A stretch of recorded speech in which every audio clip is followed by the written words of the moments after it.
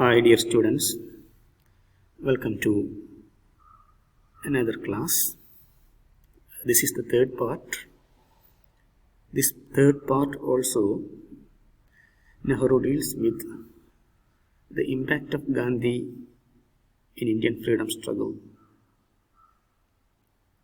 I already told you, Nehru used beautiful language to express this impact of Gandhi in Indian society.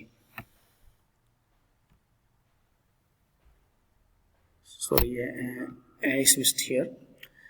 Gandhi influenced millions of people in varying degrees. Gandhi influenced people differently. Some people absolutely influenced by Gandhi.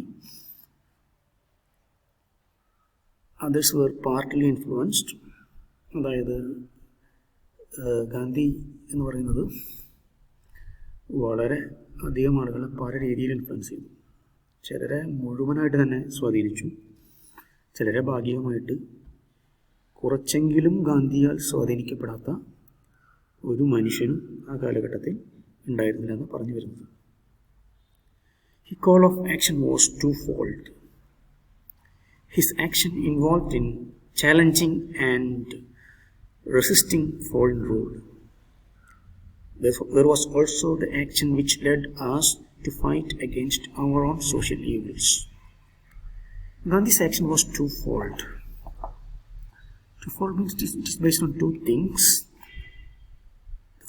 The first part of his action was, of course, challenging and resisting foreign rule.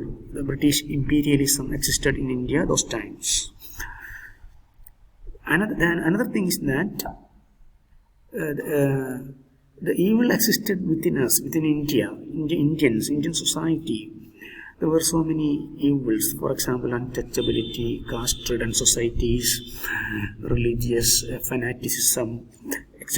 അതായത് ബ്രിട്ടീഷുകാരെ എതിർക്കുന്നതോടൊപ്പം ഇന്ത്യക്കകത്തുള്ള ചില തിന്മകൾ എതിർക്കുക. അതായത് തൊട്ടുകൂടായ്മ, ജാതിവാദം, അല്ലെങ്കിൽ ഒരു മതത്തോട് അല്ലെങ്കിൽ മതമൗലികവാദം, ഇതൊക്കെ ഇന്ത്യയിലെ ഉള്ളിൽ നിന്ന് ചില പ്രശ്നങ്ങളായിരുന്നു. ആ ഉള്ളിൽ നിന്ന് പ്രശ്നങ്ങളെ വെച്ചിട്ടാണ് ബ്രിട്ടീഷുകാർ ഇന്ത്യക്കാരെ ചൂഷണം ചെയ്തിരുന്നതും വൈദിക്കുന്നതും.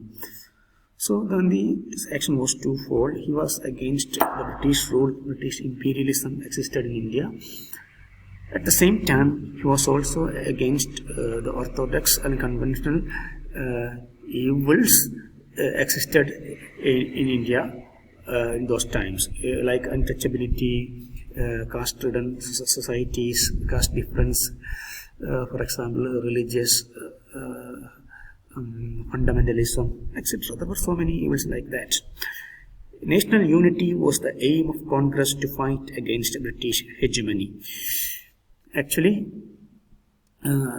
this kind of caste thinking, caste societies, religious fundamentalism was against national unity. അതായത് ഞാൻ എൻ്റെ മതം, എൻ്റെ ജാതി, എൻ്റെ വർഗം, എൻ്റെ വർണ്ണം എന്നൊക്കെ പറഞ്ഞാൽ അതിനൊരു യൂണിറ്റി ഉണ്ടായിരുന്നില്ല, ഒരു ഒത്തൊരുമ ഉണ്ടായിരുന്നില്ല. ആ ഒത്തൊരുമയില്ലായ്മയാണ് ബ്രിട്ടീഷുകാർ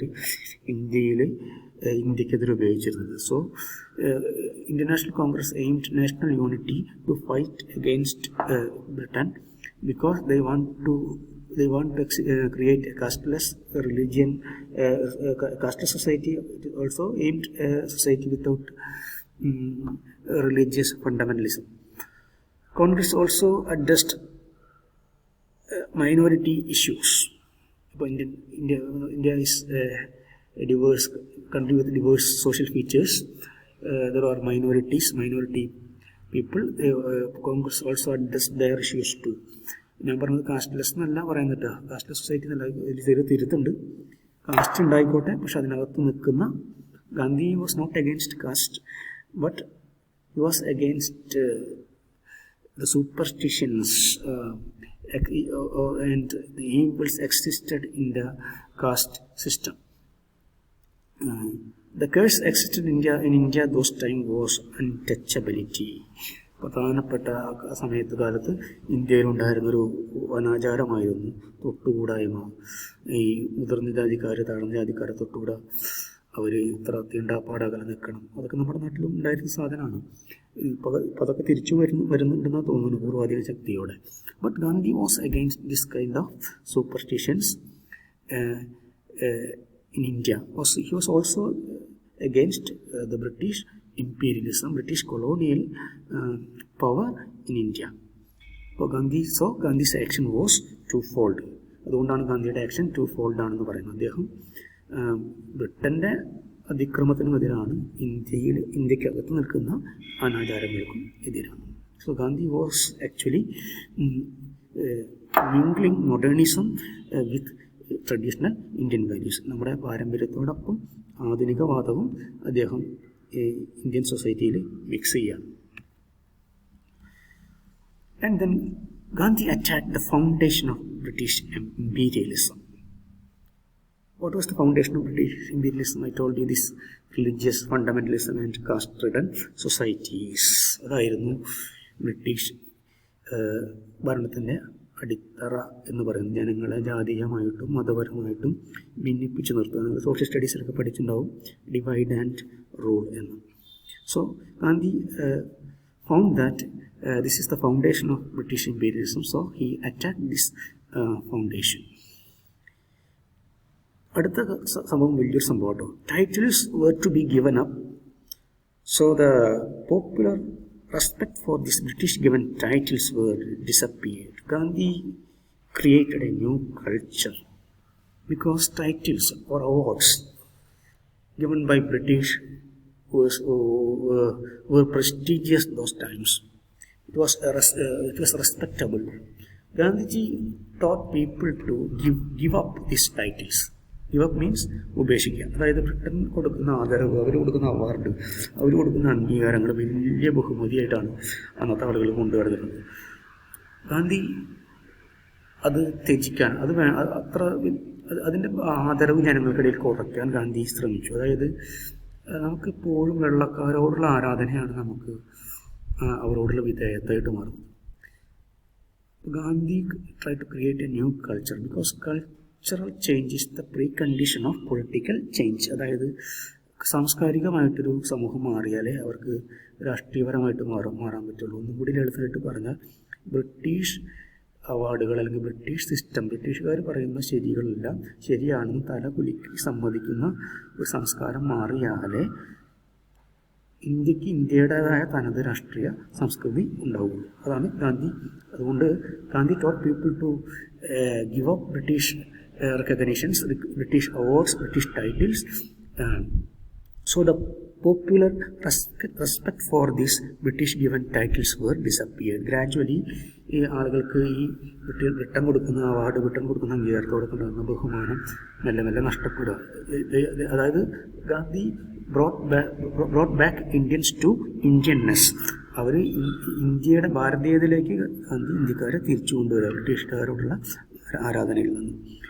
New standards and values were set up. New culture, Gandhi brought new culture. അതായത് പുതിയ സംസ്കൃതി. ബ്രിട്ടീഷുകാരോട് ആരാധന ഉണ്ടെങ്കിൽ ഒരിക്കലും നമുക്ക് അവരോട് പോകണം തോന്നില്ല. നേരെ മറിച്ച് അവർക്ക് ബദലായിട്ട് നമുക്ക് ഭാരതീയമായ സംസ്കാരമുണ്ട്, അല്ലെങ്കിൽ നമുക്ക് നമ്മുടേതായ വാല്യൂസ് ഉണ്ട്.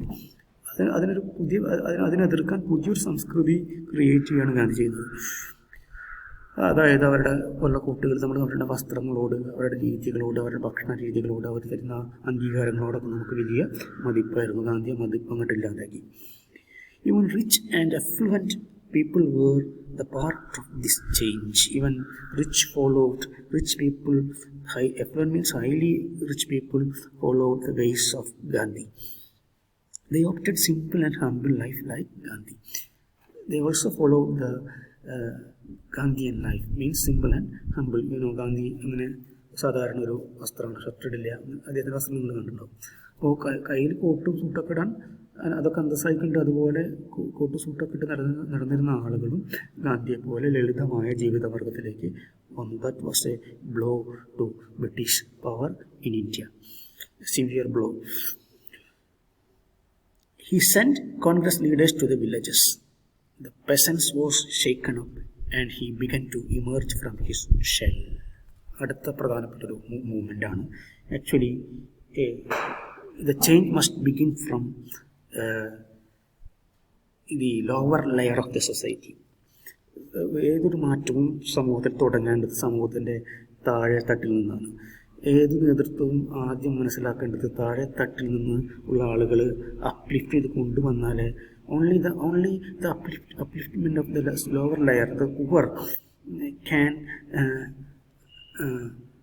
can be the living force of any struggle. So Gandhi sent Congress leaders to Indian villages. Gandhi also thought that the soul of India lies in Indian villages. ഇന്ത്യയുടെ ആത്മാവ് അത് വളരെ പ്രസിദ്ധക്കാരെ ഇന്ത്യയുടെ ഗ്രാമങ്ങളിലാണെന്ന് അദ്ദേഹം വിശ്വസിച്ചു. സോ നമുക്ക് ക്ലാസ്സിലിട്ട് ഇക്കണോമിക്സ് പഠിക്കുന്ന പോലെയല്ല. നേരെ മറിച്ച് ഒരു കർഷകൻ്റെ വീട്ടിൽ ചെല്ലുക, ഭയങ്കര ദുരിതടിക്കുന്ന മനുഷ്യൻ്റെ വീട്ടിൽ ചെല്ലുക. അപ്പം ഇന്ത്യ ഇങ്ങനെയാണ്. ബ്രിട്ടീഷർ പഠിപ്പിക്കുന്ന ഇക്കണോമിക്സ് പോലെയല്ല, ക്ലാസ് റൂമിൽ പഠിപ്പിക്കുന്ന ഇക്കണോമിക്സ് പോലെയല്ല. ഇത്രയും ദാരിദ്ര്യത്തിലും ഇത്രയും കഷ്ടതയിലുമാണ് ഇന്ത്യയിലെ ജനങ്ങൾ ജീവിക്കുന്നത് എന്ന് നേരിട്ട് ജനങ്ങളുടെ വീട്ടിൽ ചെന്ന് അവരുമായിട്ട് ഇടപെടുമ്പോഴാണ് അന്നത്തെ നേതാക്കന്മാർക്ക് മനസ്സിലാകുന്നത്.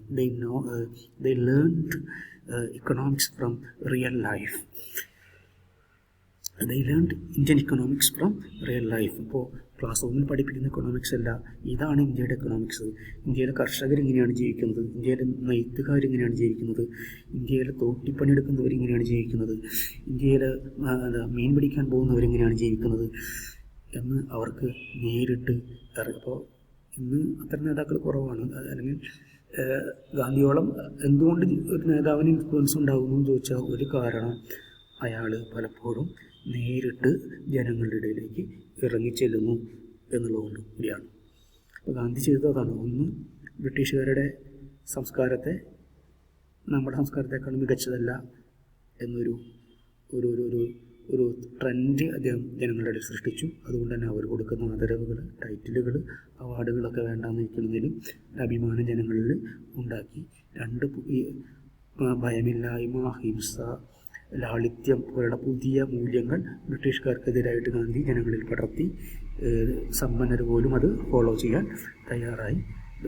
Another important thing is that he sent Congress leaders to remote Indian villages so they could learn Indian economics from very real life. അപ്പോഴാണ് ജനങ്ങൾ ഇത്രയും കഷ്ടം അനുഭവിക്കേണ്ടതെന്ന് മനസ്സിലായത്.